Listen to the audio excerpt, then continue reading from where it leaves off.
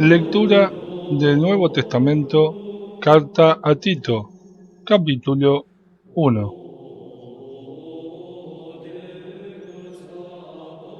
Carta de Pablo, servidor de Dios y apóstol de Jesucristo, para conducir a los elegidos de Dios a la fe y al conocimiento de la verdadera piedad, con la esperanza de la vida eterna.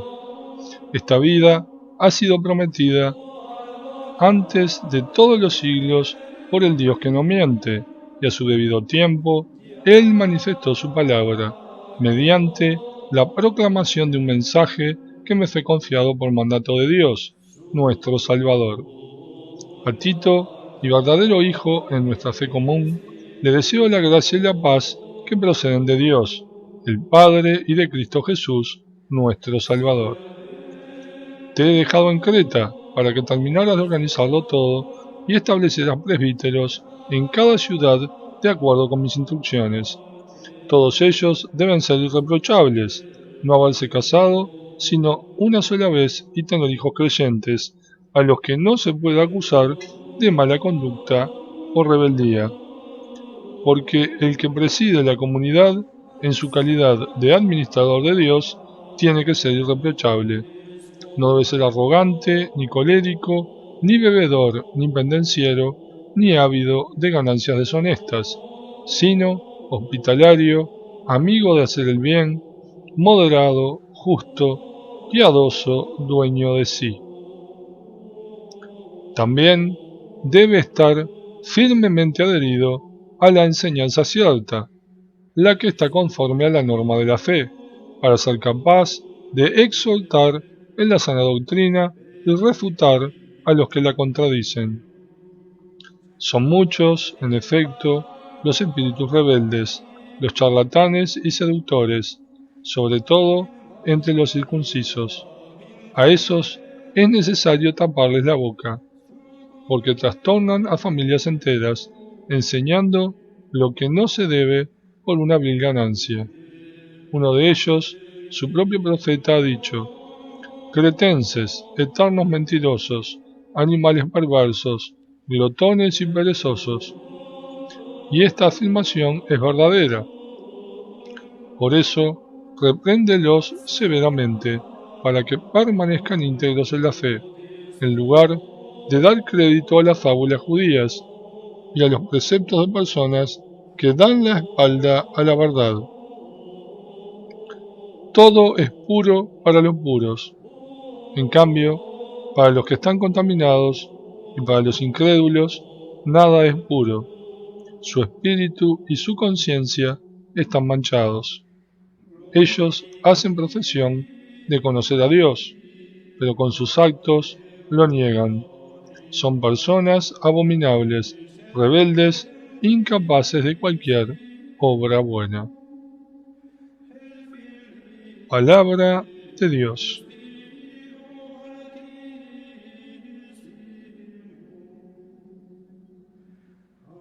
Lectura del Nuevo Testamento. Carta a Tito, capítulo 2. En cuanto a ti, debes enseñar todo lo que es conforme a la sana doctrina. Que los ancianos sean sobrios, dignos, moderados, íntegros en la fe, en el amor y en la constancia. Que las mujeres de edad se comporten como corresponde a personas santas, no deben ser murmuradoras ni entregarse a la bebida. Que por medio de los buenos consejos enseñen a las jóvenes a amar a su marido y a sus hijos, a ser modestas, castas, mujeres de su casa, buenas y respetuosas con su marido. Así, la palabra de Dios no será objeto de blasfemia. Exhorta también a los jóvenes a ser moderados en todo, dándoles tú mismo ejemplo de buena conducta, en lo que se refiere a la pureza de doctrina, a la dignidad, a la enseñanza correcta e inobjetable. De esa manera, el adversario quedará confundido, porque no tendrá nada que reprocharnos. Que los esclavos obedezcan en todo a sus dueños y procuren agradarlos, tratando de no contradecirlos, que no los defrauden, sino que les demuestren absoluta fidelidad, para hacer honor en todo a la doctrina de Dios, nuestro Salvador, porque la gracia de Dios, que es fuente de salvación para todos los hombres, sea manifestado. Ella nos enseña a rechazar la impiedad y las concupiscencias del mundo, para vivir en la vida presente con sobriedad, justicia y piedad, mientras aguardamos la feliz esperanza y la manifestación de la gloria de nuestro gran Dios y Salvador, Cristo Jesús. Él se entregó por nosotros, a fin de librarnos de toda iniquidad, purificarnos y crear para sí un pueblo elegido, y lleno en la práctica del bien. Así debes hablar, exhortar y reprender con toda autoridad. No des ocasión a que nadie te desprecie.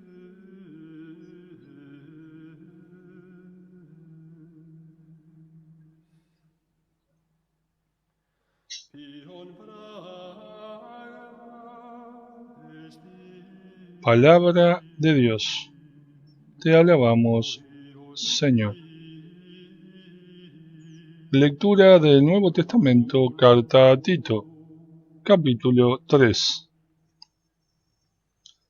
Recuerda a todos que respeten a los gobernantes y a las autoridades, que les obedezcan y estén siempre dispuestos para cualquier obra buena, que no injurien a nadie y sean amantes de la paz, que sean benévolos y demuestren una gran humildad con todos los hombres, porque también nosotros antes éramos insensatos, rebeldes, extraviados, esclavos de los malos deseos y de toda clase de concupiscencias, y vivíamos en la maldad y la envidia, siendo objeto de odio y odiándonos los unos a los otros.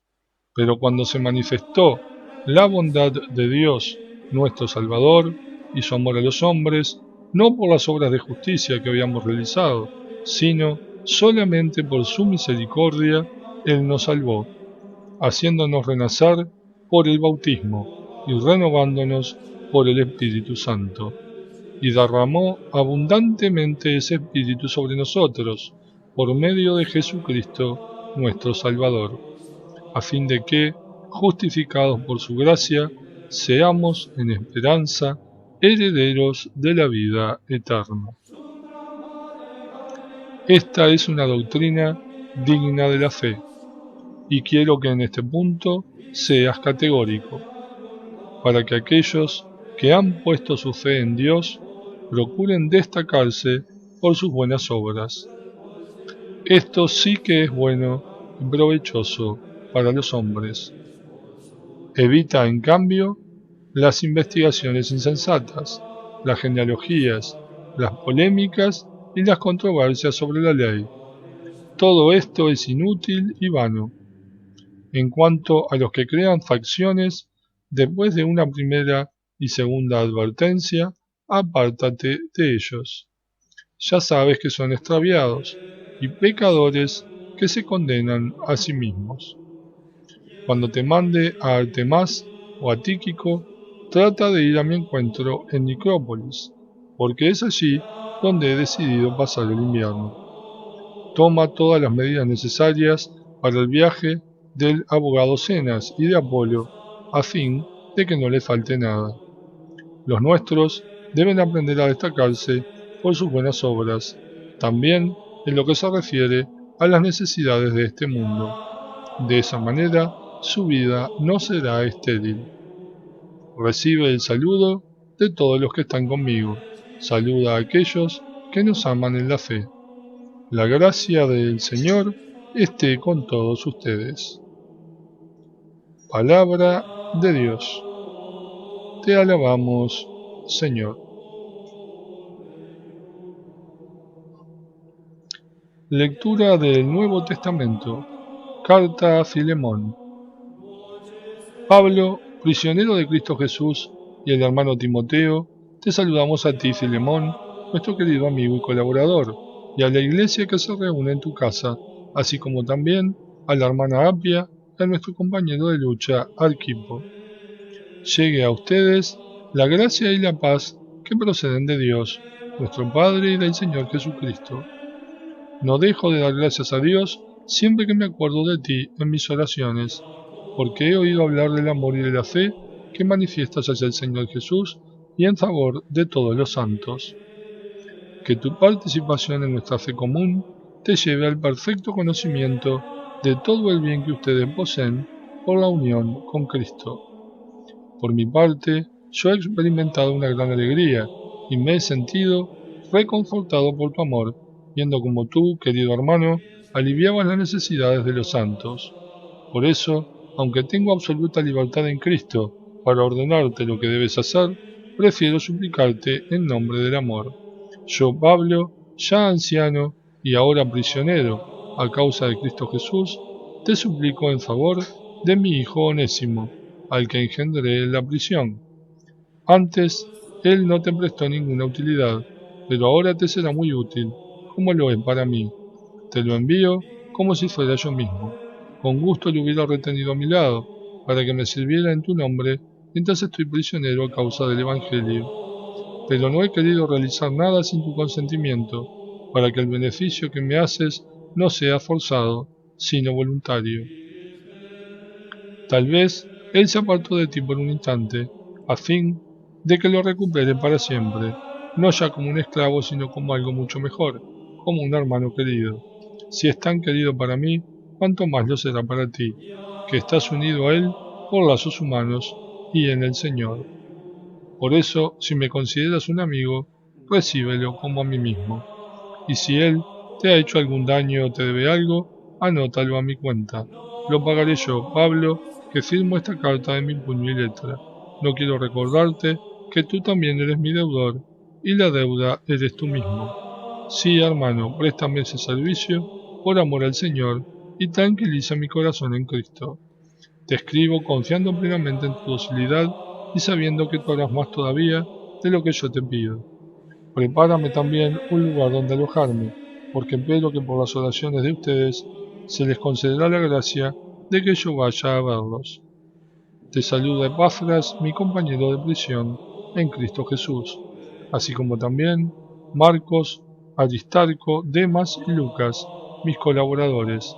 La gracia del Señor Jesucristo permanezca con tu espíritu. Palabra de Dios. Te alabamos, Señor.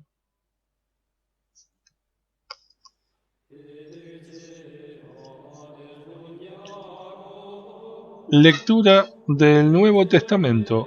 Carta a los Hebreos. Capítulo 1. Después de haber hablado antiguamente a nuestros padres, por medio de los profetas, en muchas ocasiones y de diversas maneras, ahora en este tiempo final, Dios nos habló por medio de su Hijo, a quien constituyó heredero de todas las cosas y por quien hizo el mundo. Él es resplandor de su gloria y la impronta de su ser.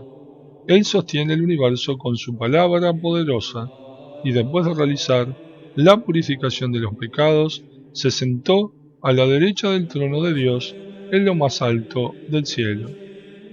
Así llegó a ser tan superior a los ángeles, cuanto incomparablemente mayor que el de ellos es el nombre que recibió en herencia.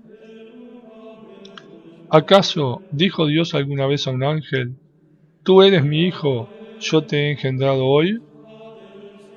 ¿Y de qué ángel dijo: Yo seré un padre para él, y él será para mí un hijo? Y al introducir a su primogénito en el mundo, Dios nos dice: que todos los ángeles de Dios lo adoren. Hablando de los ángeles, afirma: a sus ángeles los hace como ráfagas de viento, y a sus servidores como llamas de fuego. En cambio, a su Hijo le dice: tu trono, Dios, permanece para siempre. El cetro de tu realeza es un cetro justiciero. Has amado la justicia y aborrecido la iniquidad. Por eso Dios, tu Dios, te ungió con el óleo de la alegría. prefiriéndote a tus compañeros. Y también le dice: Tú, Señor, al principio fundaste la tierra, y el cielo es obra de tus manos. Ellos desaparecerán, pero tú permaneces. Todos se gastarán como un vestido, y los enrollarás como un manto. Serán como un vestido que se cambia, pero tú eres siempre el mismo, y tus años no tendrán fin. ¿Y a cuál de los ángeles dijo jamás: Siéntate a mi derecha, hasta que ponga a tus enemigos debajo de tus pies? ¿Acaso no son todos ellos espíritus al servicio de Dios, enviados en ayuda de los que van a heredar la salvación? Palabra de Dios. Te alabamos, Señor. Lectura del Nuevo Testamento, carta a los Hebreos, capítulo 2. Por eso, nosotros debemos prestar más atención a lo que hemos escuchado, no sea que marchemos a la deriva. Porque si la palabra promulgada por medio de los ángeles tuvo plena vigencia, a tal punto que toda transgresión y desobediencia recibió su justa retribución, ¿cómo nos libraremos nosotros si rehusamos semejante salvación? Esta salvación, anunciada en primer lugar por el Señor, nos fue luego confirmada por todos aquellos que le habían oído anunciar, mientras Dios añadía su testimonio con signos y prodigios, con toda clase de milagros y con los dones del Espíritu Santo, distribuidos según su voluntad. Porque Dios no ha sometido a los ángeles del mundo venidero del que nosotros hablamos. Acerca de esto hay un testimonio que dice: ¿Qué es el hombre para que te acuerdes de él? El ser humano para que te ocupes de él. Por poco tiempo lo pusiste debajo de los ángeles y lo coronaste de gloria y esplendor. Todo lo sometiste bajo sus pies. Si Dios le ha sometido todas las cosas, nada ha quedado fuera de su dominio. De hecho, todavía no vemos que todo le está sometido. Pero aquel que fue puesto por poco tiempo debajo de los ángeles, a Jesús, ahora lo vemos coronado de gloria y esplendor, a causa de la muerte que padeció. Así, por la gracia de Dios, Él experimentó la muerte en favor de todos. Convenía, en efecto, que aquel por quien y para quien existen todas las cosas, a fin de llevar a la gloria a un gran número de hijos, perfeccionara, por medio del sufrimiento, al jefe que los conduciría a la salvación, porque el que santifica y los que son santificados tienen todos un mismo origen. Por eso, él no se avergüenza de llamarlos hermanos, cuando dice: Yo anunciaré tu nombre a mis hermanos, te alabaré en medio de la asamblea. Y también en él pondré mi confianza. Y además, aquí estamos yo y los hijos que Dios me ha dado. Y ya que los hijos tienen una misma sangre y una misma carne, él también debía participar de esa condición, para reducir a la impotencia, mediante su muerte, a aquel que tenía el dominio de la muerte, es decir, al demonio, y liberar de este modo a todos los que vivían completamente esclavizados por el temor de la muerte, porque él no vino para socorrer a los ángeles, sino a los descendientes de Abraham. En consecuencia, debió hacerse semejante en todo a sus hermanos, para llegar a ser un sumo sacerdote misericordioso y fiel en el servicio de Dios, a fin de expiar los pecados del pueblo. Y por haber experimentado personalmente la prueba y el sufrimiento, Él puede ayudar a aquellos que están sometidos a la prueba. Palabra de Dios. Te alabamos, Señor.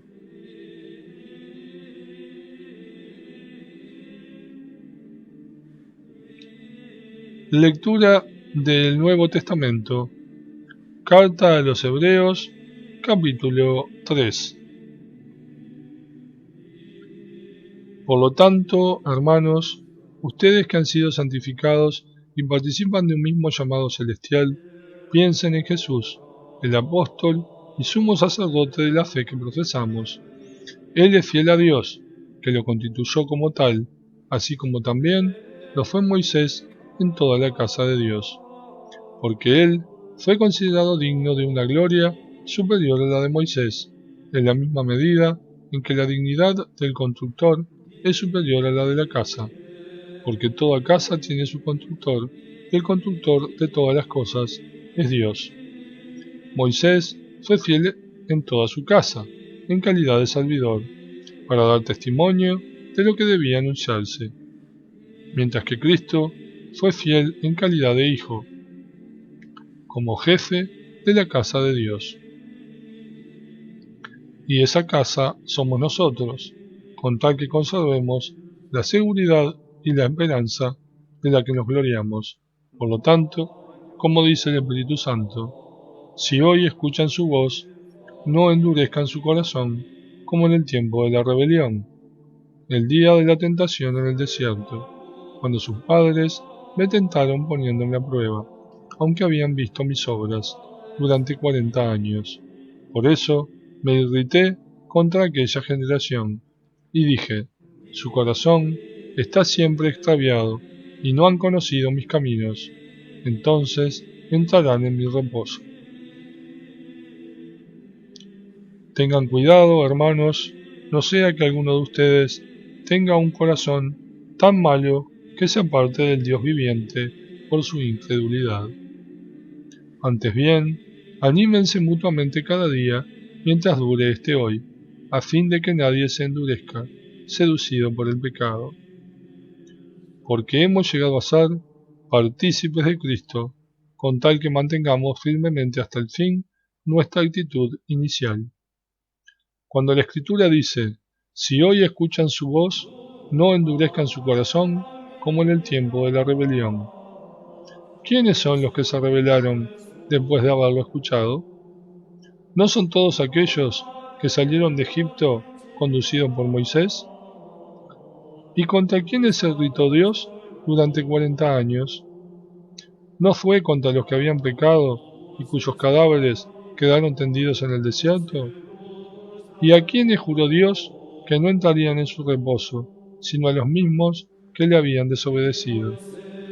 Así vemos que aquellos no pudieron entrar por su falta de fe.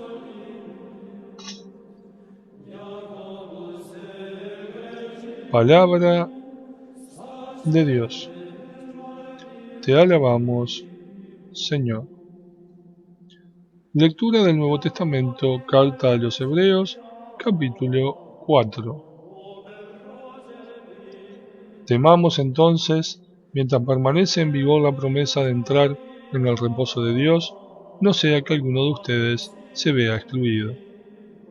Porque también nosotros, como ellos, hemos recibido una buena noticia, pero la palabra que ellos oyeron no les sirvió de nada, porque no se unieron por la fe a aquellos que la aceptaron.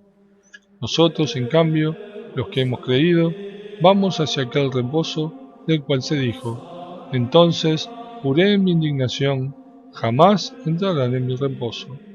En realidad, las obras de Dios estaban concluidas desde la creación del mundo, ya que en cierto pasaje se dice acerca del séptimo día de la creación, y Dios descansó de todas sus obras en el séptimo día. Y en este a su vez se dice, jamás entrarán en mi reposo. Ahora bien, sabemos que la entrada a ese reposo está reservada a algunos, y que los primeros que recibieron la buena noticia no entraron en él, a causa de su desobediencia. Por eso, Dios nuevamente fija un día, un hoy, cuando muchos años después dice por boca de David las palabras ya citadas. Si hoy escuchan su voz, no endurezcan su corazón. Porque si Josué hubiera introducido a los israelitas en ese reposo, Dios no habría hablado después acerca de otro día. Queda, por lo tanto, reservado un reposo, el del séptimo día, para el pueblo de Dios. Y aquel que entra en el reposo de Dios descansa de sus trabajos, como Dios descansó de los suyos.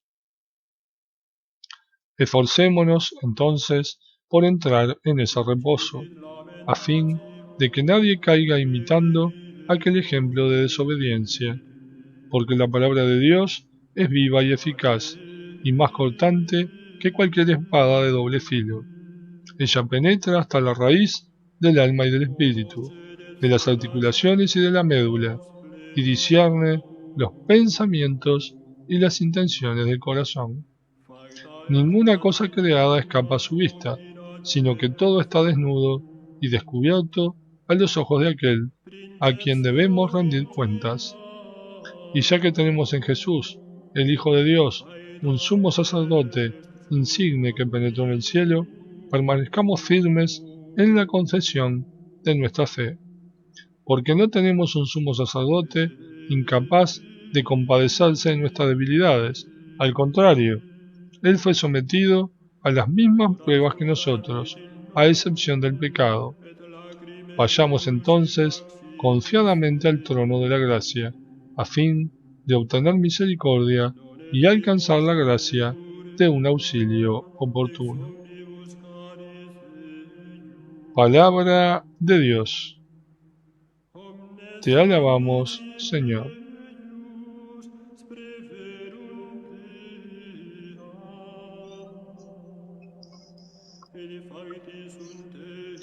Lectura del Nuevo Testamento. Carta a los Hebreos. Capítulo 5.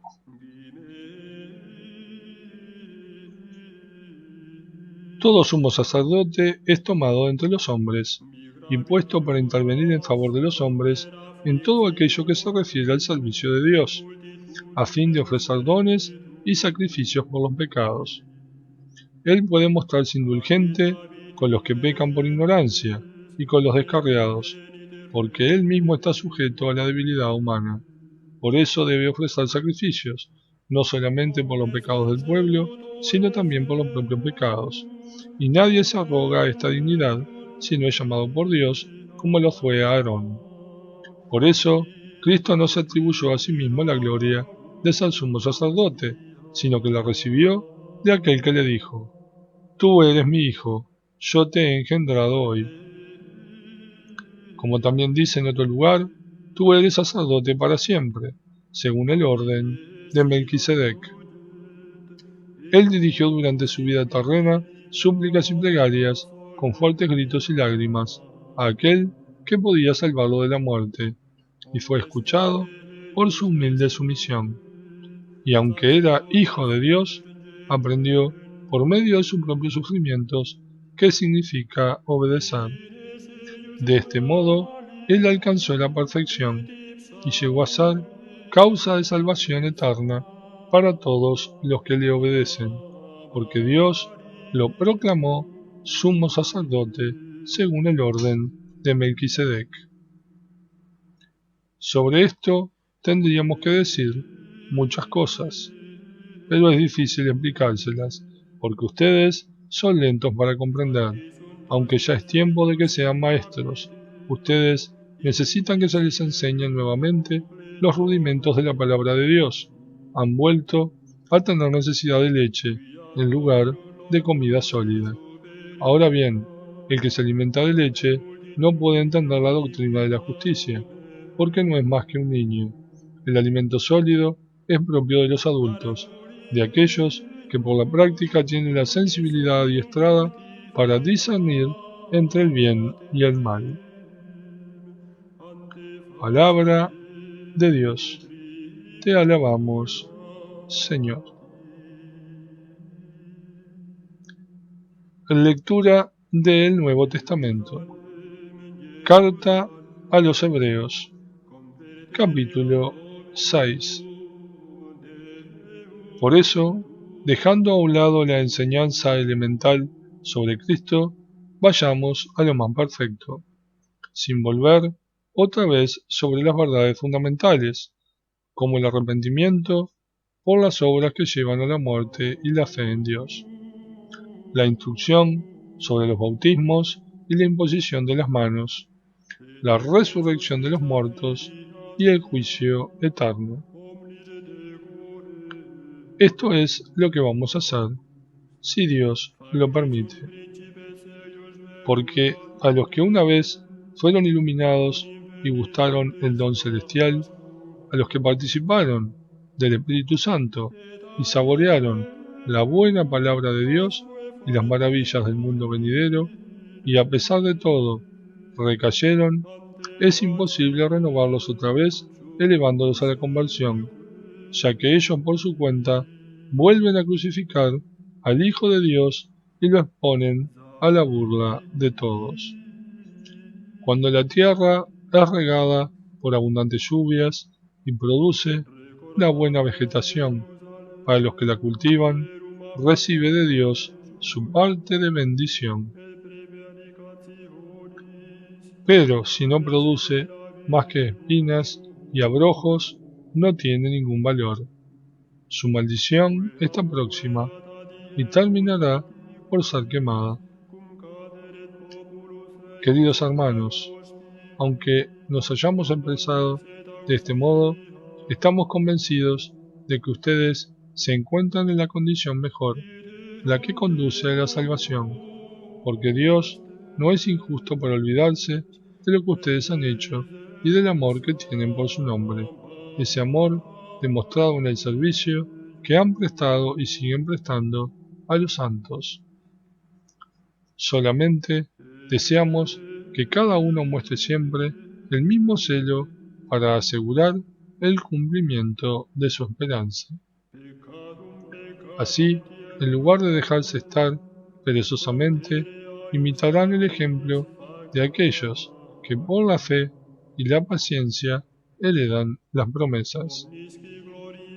Porque cuando Dios hizo la promesa a Abraham, como no podía jurar por alguien mayor que él, juró por sí mismo, diciendo: Sí, yo te colmaré de bendiciones, y te daré una descendencia numerosa.